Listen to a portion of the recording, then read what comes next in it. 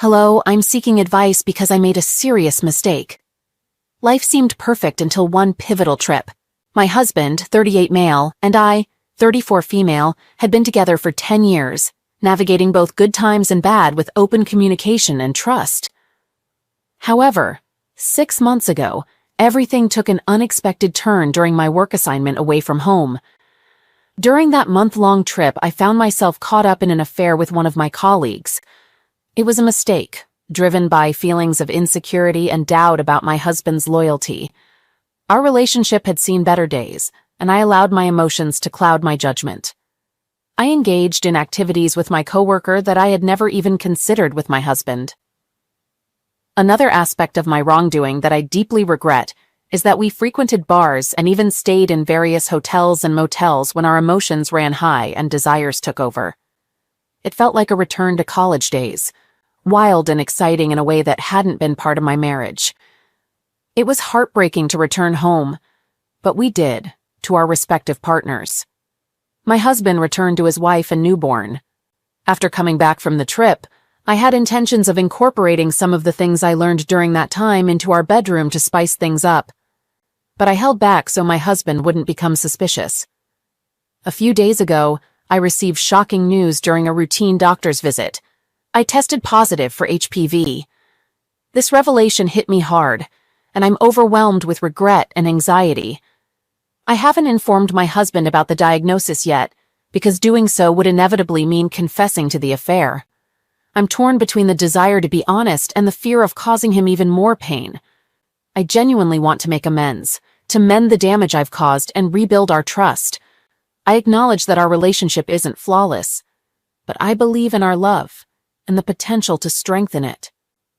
The weight of guilt is heavy on my heart.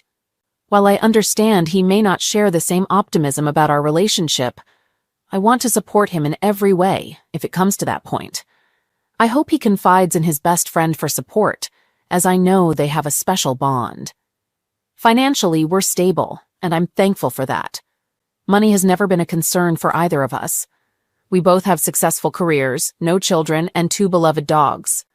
However, we own a house in a different state that we're renting out, and we're currently renting a house in our current location.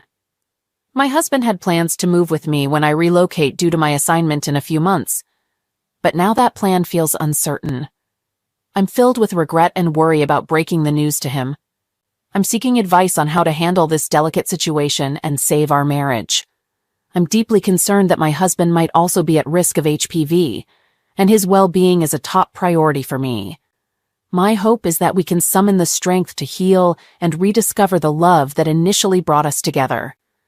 The path ahead is intimidating, but I'm ready to approach it step by step, seeking guidance and supporting each other during this difficult period.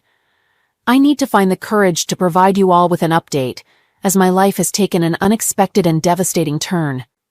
I'm committed to being honest about the mistakes I've made and the consequences I'm facing.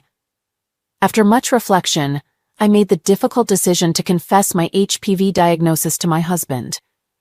I knew it was the right thing to do, but I couldn't have predicted the heartbreak that would follow. When I shared the news of the STD with my husband, he began asking for more details, and eventually the truth about the affair emerged. Witnessing the pain in his eyes and the shattered expression on his face was excruciating. He couldn't comprehend how I could betray him in such a manner. He wanted more information, and I provided some, but I held back because I didn't want to add to his suffering or further upset him. Another person was involved in this situation, my colleague, and I believe it's not my place to reveal sensitive information about him. Consequently, my husband, overwhelmed by anger and hurt, has left our home, stating that he needs space and time to process everything. I'm a complete wreck. Guilt and remorse are consuming me. I deeply regret my actions and wish I could reverse time. I understand that I've caused immense pain to the person I care about the most, and it pains me to know that I've shattered his trust. Right now, I'm lost and shattered, unsure of how to mend what's broken. Harming him was never my intention, yet I ended up doing the exact opposite. It feels like I've destroyed everything we've built together over the past 10 years, and I'm clueless about how to repair it. The house feels empty without him, and I'm haunted by memories of happier times together. I wish I could go back in time and make different choices, but I can't alter the past. I'm sharing this update not to seek sympathy, but as a cautionary tale for anyone else considering betraying their partner. The pain and consequences of being unfaithful are enormous, and it's a decision I deeply regret. I'm uncertain about what the future holds for us. For now, I'll respect his need for space. I hope he can heal quickly and we can have an honest conversation. I want to apologize to him and make him understand how truly sorry I am while addressing the underlying issues that led to this mistake. I haven't contacted my family or in-laws yet, and I hope it doesn't come to that. I don't want outsiders involved in our marital issues. I've kept everything private, and I hope he does the same. I want to express my gratitude to everyone who provided advice and support in my previous post. I wish I had heeded the advice earlier, but my emotions got the better of me. Edit. My husband is a devout Christian, and I know he opposes divorce, as do his parents. They have a till death do us part, even if my spouse is abusive mindset. I'm not particularly concerned about divorce, but I fear that our relationship may never be the same again. I don't want him to lose all respect for me. So things have taken quite a dramatic turn since my last update, and I wanted to share what's been unfolding. After I confessed about my HPV diagnosis and the affair revelation, my husband basically left. He just walked out of our home, stating that he needed some time to process everything. Honestly, I can't blame him. I messed up big time. But here's the surprising part. It turns out my husband is contemplating a divorce. Yeah, I know, it's quite unexpected, right? He's deeply committed to his Christian faith, and divorce goes against his strong beliefs. Even his parents, who are also devoutly religious, appear to be okay with the idea. Honestly, it's really catching me off guard. I never thought it would come to this. I was so certain that divorce was off the table. Even if my husband wanted a divorce, I never imagined his parents would support it. They genuinely care about me, and I'm their favorite daughter-in-law, so I can't quite grasp this new development. I tried to reach out to him to have a conversation and maybe work things out, but his parents intervened like some kind of superheroes and blocked any communication between us. They are fully in favor of ending the marriage, and I find myself sidelined, unable to explain myself adequately. My husband is entirely out of reach, and even if something were to happen to me, he wouldn't know because we're that disconnected now. To make matters even more chaotic, my parents unexpectedly showed up. You know that saying about too many people trying to manage things? Well, let's just say it got noisy and heated pretty quickly. Initially, they attempted to come inside, but I didn't allow it, so they started confronting me on my patio. They were laying the blame on me and hurling insults, calling me reckless and various other names for losing such a great man because I sought a brief fling. I attempted to persuade them to come inside to avoid airing our drama to the neighbors, but they refused. This family turmoil is further complicating an already difficult situation. I'm feeling incredibly lost at the moment. I never wanted any of this to occur, and I deeply regret that my actions have led us into this mess. I'm trying to come to terms with the possibility of losing the man I thought I'd spend my life with. To everyone who provided advice and support last time, seriously, thank you. Your insights made me realize the importance of taking responsibility for my mistakes and attempting to make amends. This entire situation feels like a roller coaster, and I'm just striving to get back on track. It's messy and uncertain, but I'm not giving up just yet. If you ever find yourself in a situation like mine, please learn from my errors. Honesty and open communication are the foundations of any relationship, and the pain caused by betrayal is not worth any fleeting pleasure. Edit. I don't know if my husband has HPV or not. We weren't very sexually active after I returned, and he insisted on using a protection every time. I'm sorry, but your regret isn't enough. You've completely destroyed his trust and betrayed him in the most terrible way possible. Please don't anticipate sympathy from anyone here. You've created this situation, and now you have to deal with it. I'm sorry, but I can't muster any sympathy for you. You cheated on your husband, plain and simple. You decided to betray his trust and break your marriage vows. Now that he's rightfully hurt and angry, are you seeking validation for your remorse? You're the one who messed up, and your husband has every reason to be upset. Your affair wasn't a mistake. It It was a deliberate choice you made. Your guilt is the consequence of your own actions catching up with you. If you genuinely want to make amends, begin by respecting his need for space and giving him the time to heal.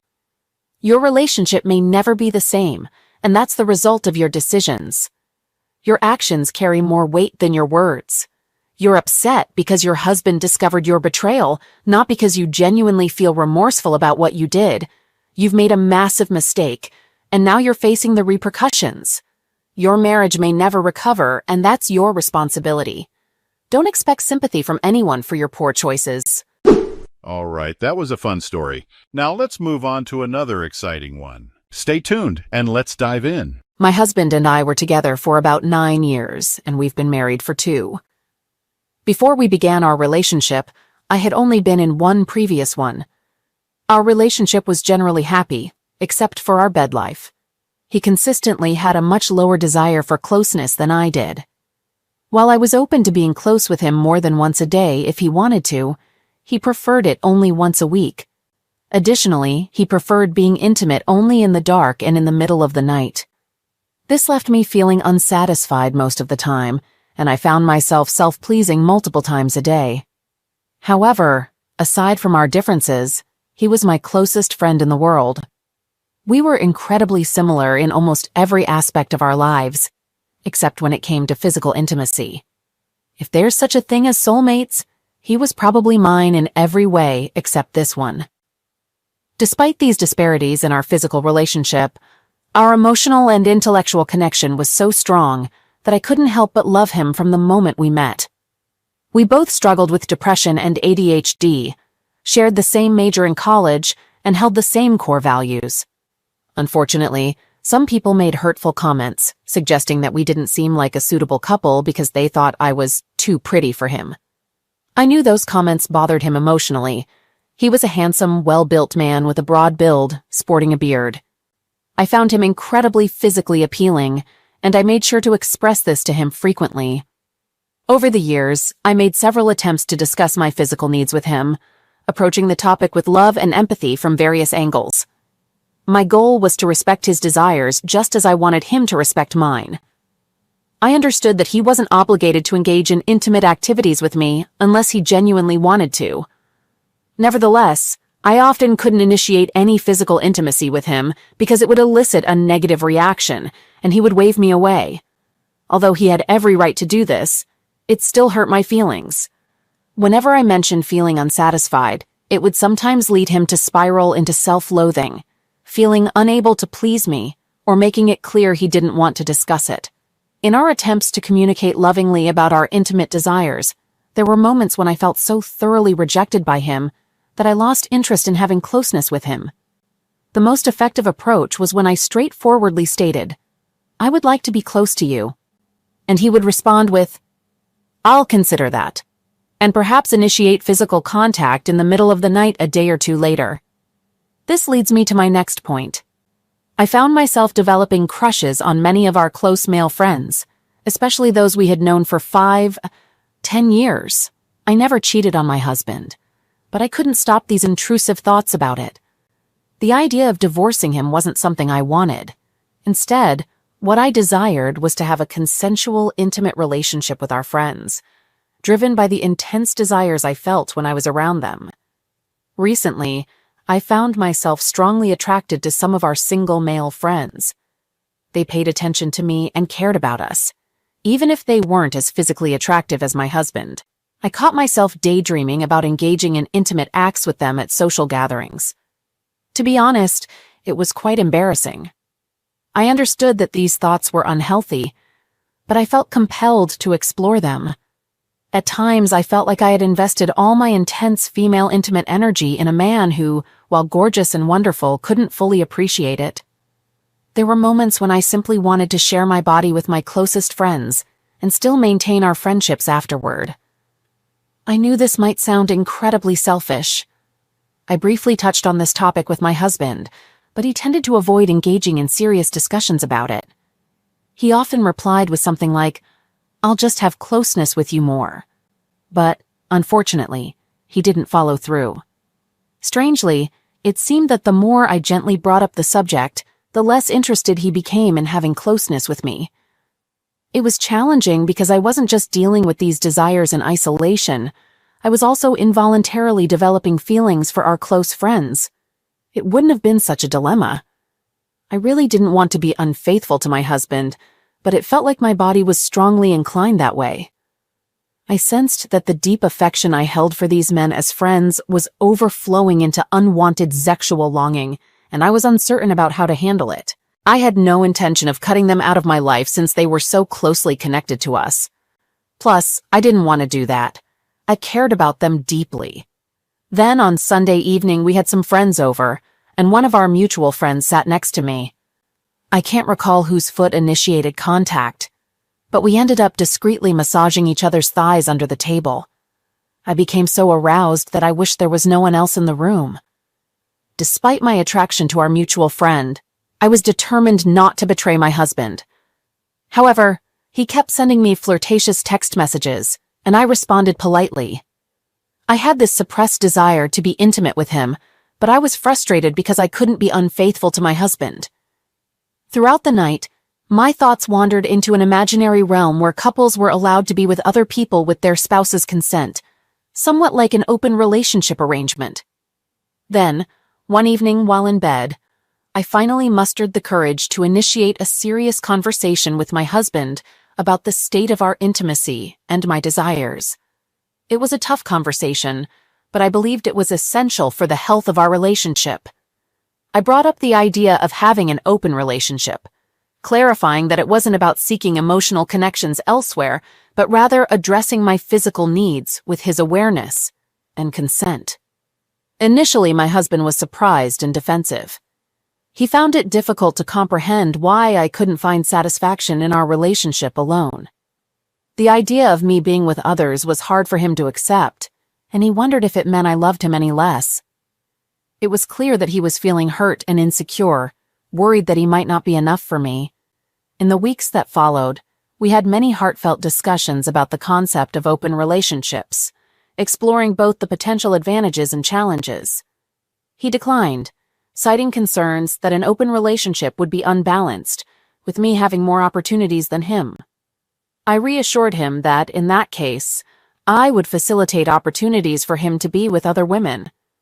This process was emotionally challenging for both of us, involving discussions about boundaries and potential issues that might arise as we considered this journey. While my husband remained hesitant, I had a plan to persuade him. I knew one of his fantasies was to be with 2 women simultaneously, so I searched online for women interested in being with a couple. It took a few tries to find the right woman.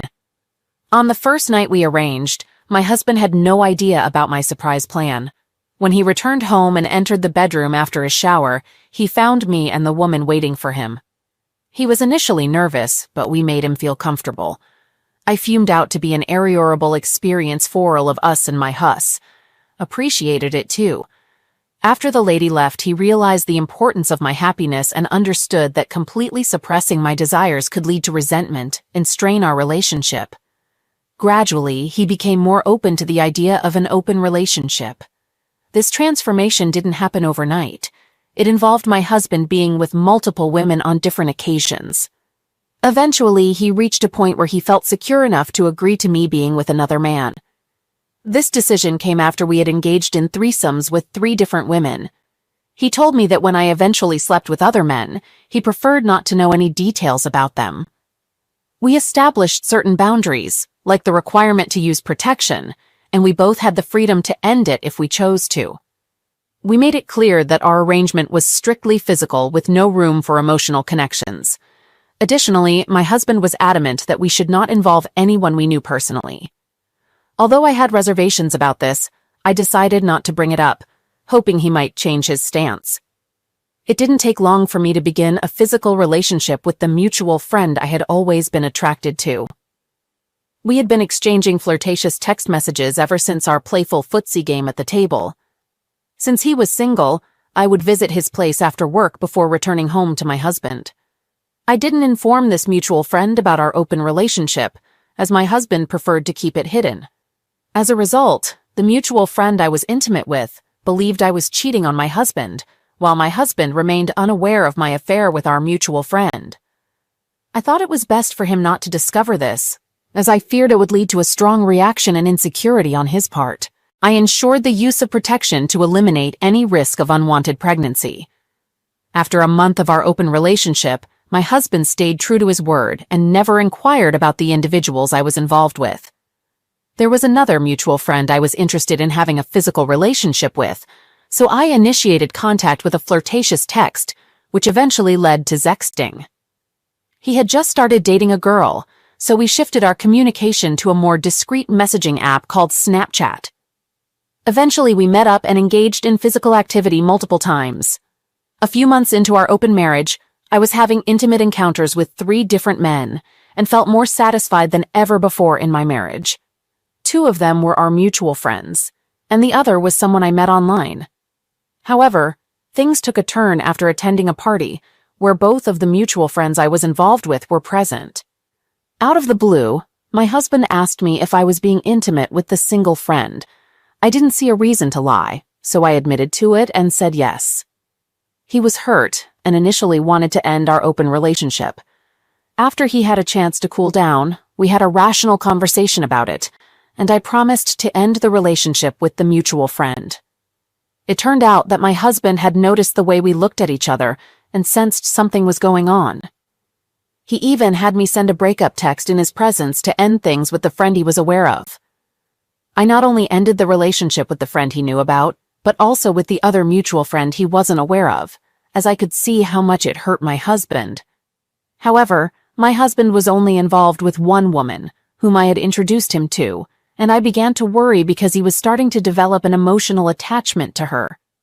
My concern escalated because he was dedicating more and more time to her. They were exchanging text messages regularly, going for walks in the park, or attending family events she invited him to. I confronted him about it, expressing my worry that he was forming an emotional bond with her, while our open relationship was initially meant to be purely physical. I can still vividly recall that moment, the night my husband revealed shocking news that would shatter our world. We lay in bed, the dim light casting shadows on our faces, as he uttered words that would haunt me forever. He disclosed that the woman he had been involved with during our open relationship was pregnant, and she intended to keep the baby. Shock surged through me, leaving me stunned as I struggled to grasp the gravity of his revelation. How had this happened? We had always agreed that our encounters would remain physical, with no emotional attachments. We were supposed to use protection to ensure our encounters remained solely physical and didn't endanger our relationship. But now, reality shattered my illusion of control. Our established rules had been broken, and I felt an intense sense of betrayal. This was never part of our plan. Panic and anger surged within me, creating a complex mix of emotions. How could he jeopardize our relationship in such a profound way? With a heavy heart and a quivering voice filled with pain, I gave him an ultimatum. I asked him to request that she terminate the pregnancy, hoping to salvage the remains of our falling relationship. It was a desperate plea, driven by the fear of losing the love and life we had built together. I wished that he would comprehend the seriousness of the situation and prioritize our bond over this unexpected twist of fate. But, to my dismay, my husband made his decision. He opted for her over me, over our relationship. At that instant, it felt like my world was crumbling around me. The man I deeply loved, the person I trusted above all else, had made a choice that shattered my heart into countless irreparable fragments. He had opted for a life with her, leaving me feeling discarded and deserted. To make matters worse, he appeared untroubled by the anguish I was experiencing. It seemed as though our shared memories and the love we once shared had become distant memories for him. I began to question whether his love for me had ever been genuine, or if it had all been a mere illusion. Amidst the devastation, I recognized that I couldn't remain in a relationship where my feelings were no longer valued. The pain of witnessing him move in with her and witnessing their budding relationship thrive while mine crumbled was unbearable. I needed to summon the strength to walk away and discover my own path forward. The process of ending our marriage was lengthy and filled with agony. It put my resilience to the test at every turn.